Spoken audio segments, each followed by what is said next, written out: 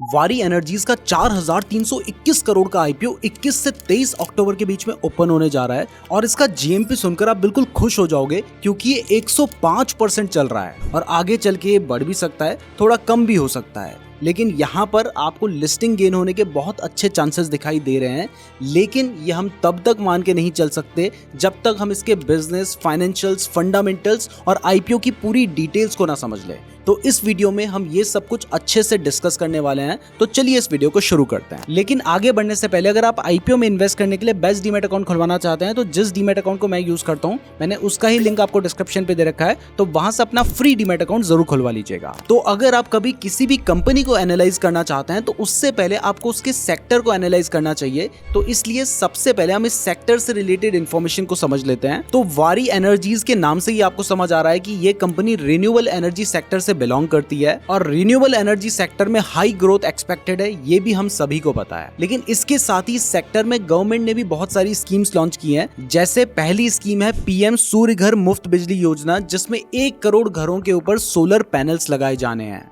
दूसरी है पीएम कुसुम स्कीम, जिसके अंडर फार्मर्स को सोलर पावर प्लांट्स और solar grid connected agricultural pump setup करने में हेल्प की जाती है। तीसरी है सोलर पार्क स्कीम्स, जिसके अंडर 50 सोलर पार्क्स बनाए जाने हैं, जिसकी जो कंबाइंड कैपेसिटी होगी वो 40 गीगावाट होगी। फोर्थ है अटल ज्योति योजना, जिसमें सोलर पावर्ड स्ट्रीट लाइट्स लगाई जाती हैं। फिफ्थ है सोलर सिटीज, जिसमें गवर्नमेंट लगभग 60 सिटीज को सोलर सिटीज बनाने के ऊपर काम कर रही है। अब ये तो मैंने आपको सिर्फ कुछ स्कीम्स के नाम बताएं, इसके अलावा भी बहुत सारी स्कीम्स हैं और इसके अलावा गवर्नमेंट हर साल अपने बजट में सोलर पावर के लिए एक बड़ा अमाउंट एलोकेट करती आ रही है। जैसे इस साल के इंटरिम बजट में ही गवर्नमेंट ने 8,500 करोड़ सोलर सेक्टर के लिए एलोकेट कर दिए थे। तो इससे हमें ये समझ आता है कि ये कंपनी जिस सेक्टर में काम कर रही है उस सेक्टर में बहुत ज्यादा ग्रोथ अपॉर्चुनिटीज हैं। तो चलिए अब इस कंपनी के बिजनेस को भी समझ लेते हैं। तो देखिए, वारी एनर्जीज लिमिटेड इंडिया की सबसे बड़ी सोलर पीवी मॉड्यूल्स मैन्युफैक्चरर है। मतलब ये कंपनी सोलर पैनल्स बनाती है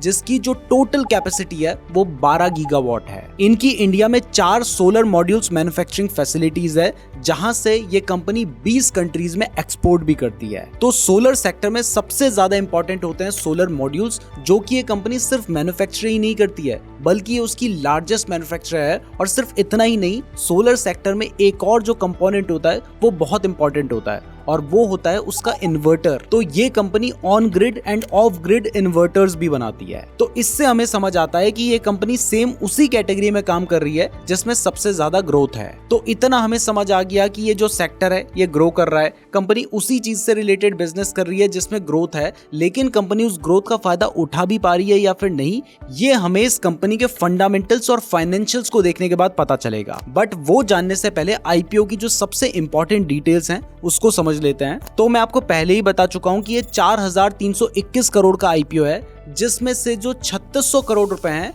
वो एक फ्रेश इशू है और बचा हुआ जो 721 करोड़ रुपए हैं वो ऑफर फॉर सेल है, जिसमें जो इनके एग्जिस्टिंग इन्वेस्टर्स हैं वो अपनी पोजीशन को एग्जिट कर रहे हैं। ये आईपीओ 21 से 23 अक्टूबर के बीच में ओपन होने जा रहा है, जिसमें इसके जो प्राइस बैंड है वो 1427 रुपीज से लेकर 1503 रुपीज के बीच में रखा गया है। मतलब आप 1500 रुपए पर शेयर के हिसाब से समझ लीजिए और आपको एक लॉट में 9 शेयर देखने को मिलेंगे, जिससे अगर आप रिटेल कैटेगरी में एक लॉट के लिए अप्लाई करते हैं तो यहाँ पर आपकी जो इन्वेस्टमेंट होगी वो 13,527 रुपए होगी और रिटेल कैटेगरी में आप मैक्सिमम 14 लॉट के लिए अप्लाई कर पाएंगे, जिससे आपकी जो इन्वेस्टमेंट होगी वो मोटा मोटा 1.9 लाख रुपीस की होगी। ये आईपीओ एनएसई और बीएसई दोनों ही एक्सचेंज में लिस्ट होने जा रहा है, जहां पर इसकी जो लिस्टिंग डेट है वो 28 अक्टूबर की है। अब आईपीओ में रिजर्वेशन की बात करें तो यहाँ पर कोई भी शेयर होल्डर कोटा नहीं है और बाकी जो रिजर्वेशन है वो नॉर्मल है, जिसमें QIB के लिए 50% रखा गया है, रिटेल इन्वेस्टर्स के लिए 35% और HNI के लिए 15%।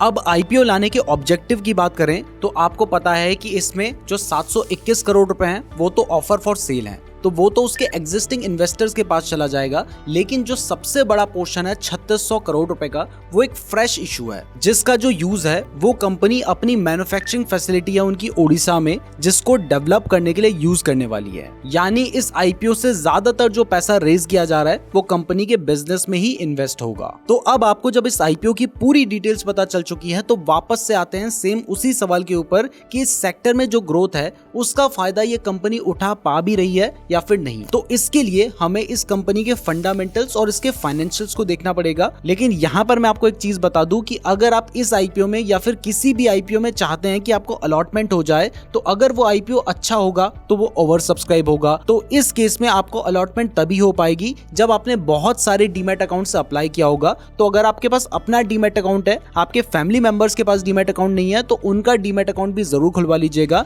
और मैंने free and best demat account का लिंक डिस्क्रिप्शन पे दे रखा है, तो डिस्क्रिप्शन से अपना डीमैट अकाउंट आप खुलवा सकते हैं। और बाय द वे ये वही डीमैट अकाउंट है जिसका मैं भी यूज करता हूं, तो डिस्क्रिप्शन से डीमैट अकाउंट जरूर खुलवा लीजिएगा। तो अब इसके फंडामेंटल्स देखते हैं। तो देखिए, ये जो आईपीओ है ये भले ही 4,321 करोड़ रुपए का है, लेकिन ये जो कंपनी है इसका जो पूरा साइज है वो आईपीओ के हिसाब से 42,939 करोड़ रुपीस, यानी मोटा मोटा इसकी जो मार्केट कैपिटलाइजेशन है वो 43,000 करोड़ रुपए की है। इसका रिटर्न ऑन इक्विटी 8.79% और रिटर्न ऑन कैपिटल एम्प्लॉयड 9.45% का है, जो कि एवरेज आप मान सकते हैं, क्योंकि इस सेक्टर में जो पैसा कमाना है वो बहुत ज्यादा मुश्किल है। यहाँ पर इन्वेस्टमेंट बहुत ज्यादा लगती है। इसके बाद इसके एसेट्स की बात करें तो वो पिछले 3 साल से लगातार बढ़ती जा रही है और ये 30 जून 2024 के अकॉर्डिंग 11,989 करोड़ रुपीस है। इसका जो रेवेन्यू है वो भी पिछले 3 साल से लगातार बढ़ा है और थोड़ा बहुत नहीं, अच्छा खासा बढ़ा है। मार्च 2022 में इसका जो रेवेन्यू था वो 2,945 करोड़ रुपीस था। अगले साल डबल से भी ज्यादा बढ़कर ये 6,800 करोड़ के आसपास हो गया और उसके अगले साल ये 11,632 करोड़ के आसपास हो चुका है। यानी जो हमारा सवाल था कि कंपनी इस सेक्टर में जो ग्रोथ है उसका फायदा उठा पा रही है या फिर नहीं, ये भी हमें दिखाई देता है कि कंपनी की सेल्स बहुत तेजी से बढ़ी हैं। लेकिन सिर्फ सेल्स बढ़ने से कुछ नहीं होगा, कंपनी का प्रॉफिट भी बढ़ना चाहिए। तो मैं आपको बता दूं कि इस सेक्टर में ज्यादातर जो कंपनीज हैं वो लॉस में चल रही हैं, लेकिन ये जो कंपनी है ये प्रॉफिट में है।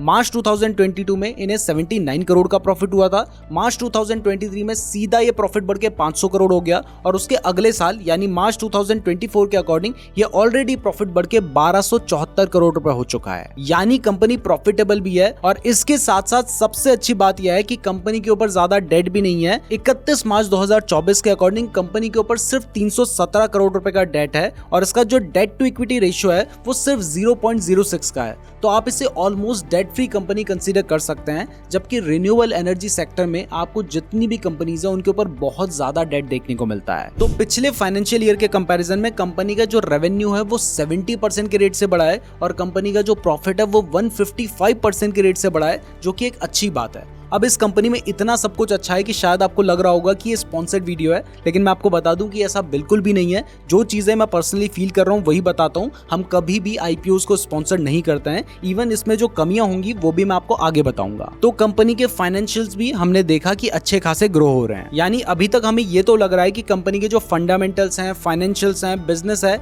ये सब कुछ अच्छा खासा है।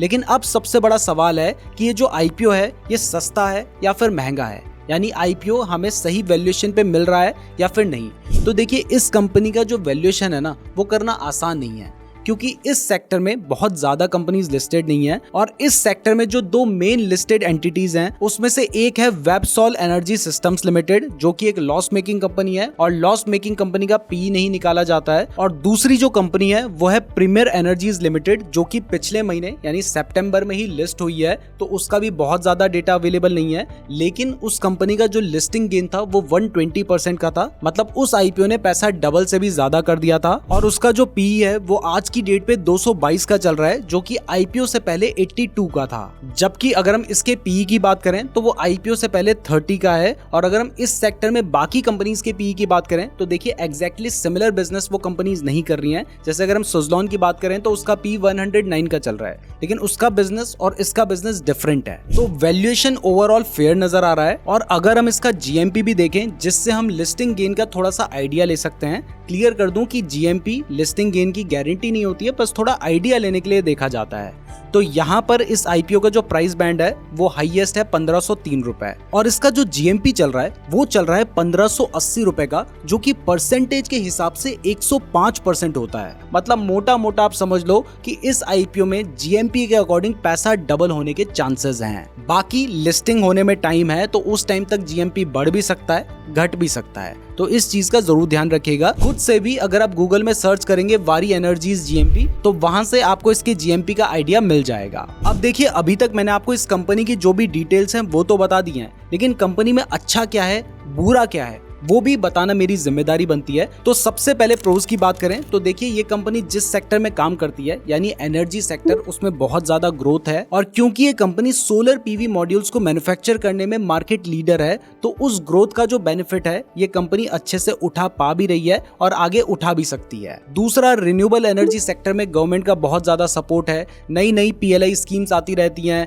गवर्नमेंट बजट में भी हर साल इससे रिलेटेड अनाउंसमेंट करती है। तो ये जो गवर्नमेंट सपोर्ट है, इसका बेनिफिट भी इस स्टॉक को मिलना है। तीसरा, कंपनी जो IPO से पैसा रेज कर रही है, वो जो पैसा है वो कंपनी के बिजनेस में ही लगने वाला है, जो कि कंपनी अपनी मैन्युफैक्चरिंग फैसिलिटी में लगाएगी। तो इससे भी कंपनी का रेवेन्यू आगे चल के बढ़ेगा। यानी हम जो पैसा कंपनी को IPO में देंगे, उसमें से ज्यादातर पैसा कंपनी के एक्सपेंशन प्लान्स में लगना है। अब अगर इसके कॉन्स की बात करें तो देखिए, ये जो इंडस्ट्री है सोलर इंडस्ट्री, यहाँ पर जो प्राइसिंग प्रेशर होता है वो बहुत ज्यादा होता है और ये हाईली कॉम्पिटिटिव भी है, क्योंकि इनका जो कॉम्पिटिशन है वो सिर्फ इंडिया के ब्रांड से नहीं है, चाइना के ब्रांड से भी है। और चाइना में आपको पता है कि सस्ता माल मिलता है, जिस वजह से इन्हें एक हाईली कॉम्पिटिटिव मार्केट में काम करना है। और अगर प्राइसिंग में थोड़ा भी डाउन टर्न देखने को मिलता है तो इसके जो प्रॉफिट्स होंगे वो बहुत ज्यादा इम्पैक्ट कर सकते हैं। दूसरा कॉन्स, इसका जो प्रोज था वही है। देखिए, इस सेक्टर में गवर्नमेंट का बहुत ज्यादा इन्वॉल्वमेंट है। गवर्नमेंट अगर अच्छी खासी स्कीम्स लेकर आती रहती है तो इस सेक्टर को बहुत बेनिफिट मिलता है।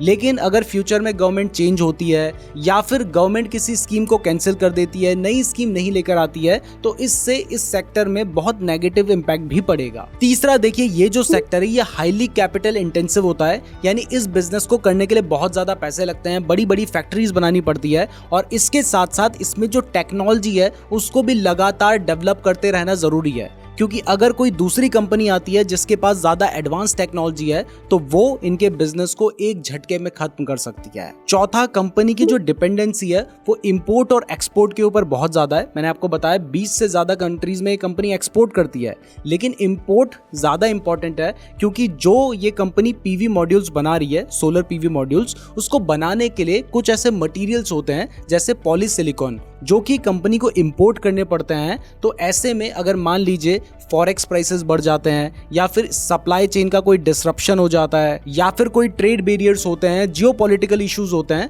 तो इससे भी इनके बिजनेस के ऊपर बहुत ज्यादा इंपैक्ट पड़ सकता है। तो अब आपको मैंने इस IPO से रिलेटेड जो भी पॉजिटिव पॉइंट है, नेगेटिव पॉइंट है, वो सब डिटेल में बता दिए हैं। तो अब आप खुद डिसाइड कर सकते हैं कि आपको इस IPO में अप्लाई करना है या फिर नहीं, क्योंकि ये वीडियो तो सिर्फ एजुकेशनल पर्पसेस के लिए थी। मैं उम्मीद करता हूं आपको ये वीडियो पसंद आई होगी। वीडियो पसंद आई है तो वीडियो को लाइक और चैनल को सब्सक्राइब जरूर कर दीजिएगा। फ्री डीमैट अकाउंट का लिंक मैंने आपको डिस्क्रिप्शन पे दे रखा है, और अगर आप डीमैट अकाउंट खुलवाना चाहते हैं तो ये वाली वीडियो देख सकते हैं। इसके साथ ही अगर आप खुद से फंडामेंटल एनालिसिस करना सीखना चाहते हैं तो आप ये वाली वीडियो देख लीजिएगा। धन्यवाद।